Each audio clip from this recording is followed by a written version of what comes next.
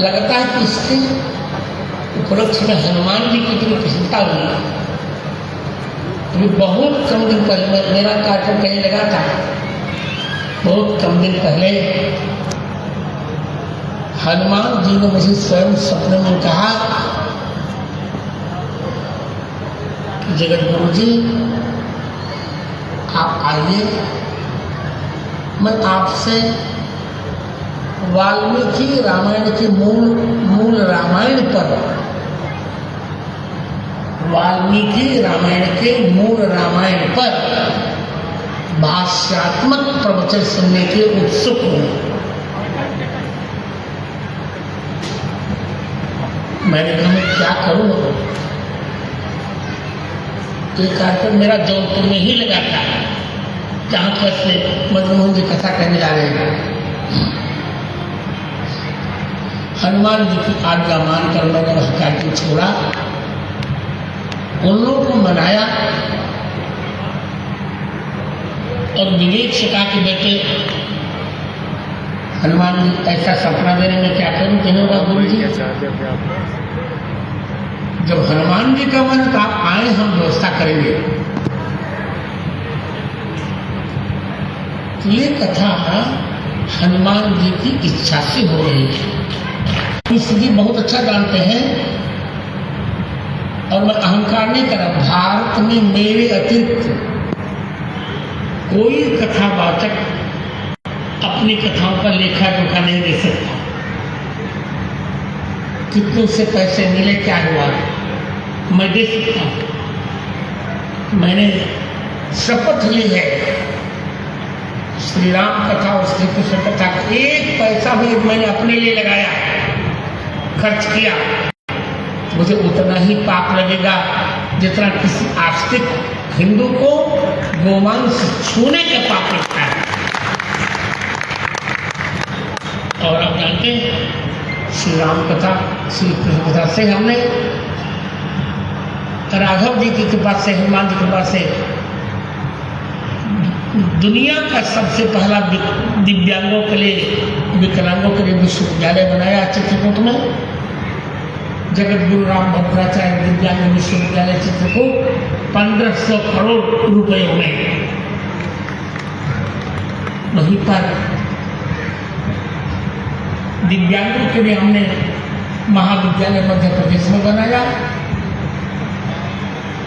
एक वहीं तुलसी पीठ। तो मैं ये कर जा रहा, एक एक पैसे का मेरे यहाँ लेखा जोखा है। इस बार जब ज्ञानपीठ पुरस्कार मुझे मिला, तो हम कल आपको इसको दिखवाएंगे। प्रसारण में भी तो भारत की राष्ट्रपति महामहिम श्रीमती द्रौपदी मुर्मू ने कहा कि मुझे भाई जी कहते थे, भाई जी आपने अब तक 271 पुस्तकें कैसे लिखी? मैंने कहा मैं भी नहीं जानता, पर लिखी। इस बार हमारे विधायक ने जो एक व्यक्ति कर लिया था बहस, यहाँ बैठे हैं, इसमें मैंने कुछ भी नहीं कहा था, इतना ही कहा था कि प्रत्येक धर्मोपदेशक को संस्कृत भाषा सीखनी चाहिए। आज ये कह रहा है, परसों ही आदेश आ गया। अब जगत गुरु जी की ऐसी असंबद्ध टिप्पणियां नहीं की जा सकती। कोर्ट ने कह दिया और 2 लोगों को कोर्ट ने अब बुला लिया है। अब ये भी नाम जानते, मैं भी नाम जानता हूँ। एक को 12 अक्टूबर को और दूसरे को 28 अक्टूबर को। तो उनको दंड तो मिलेगा, हम तो कुछ नहीं करें। आज भी मैं ये कह रहा हूँ, जब तक हम संस्कृत भाषा का अध्ययन नहीं करेंगे तब तक भारतीय संस्कृति का प्रचार प्रसार कैसे कर सकेंगे बताओ? संस्कृत न जानने के कारण ही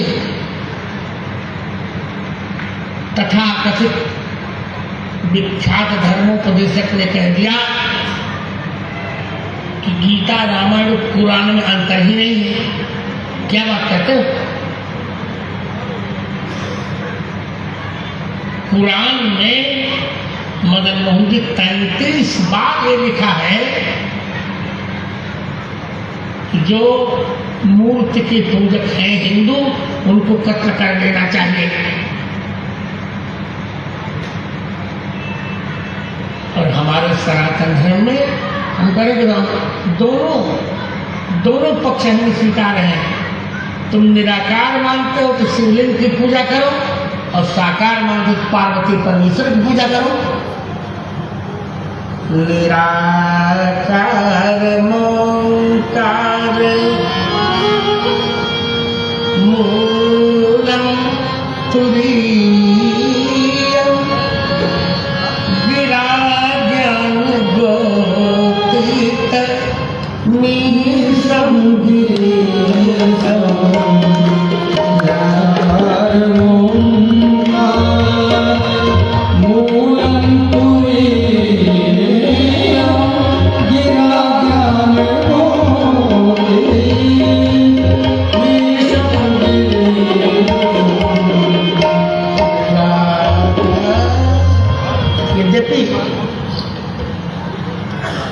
निराकार का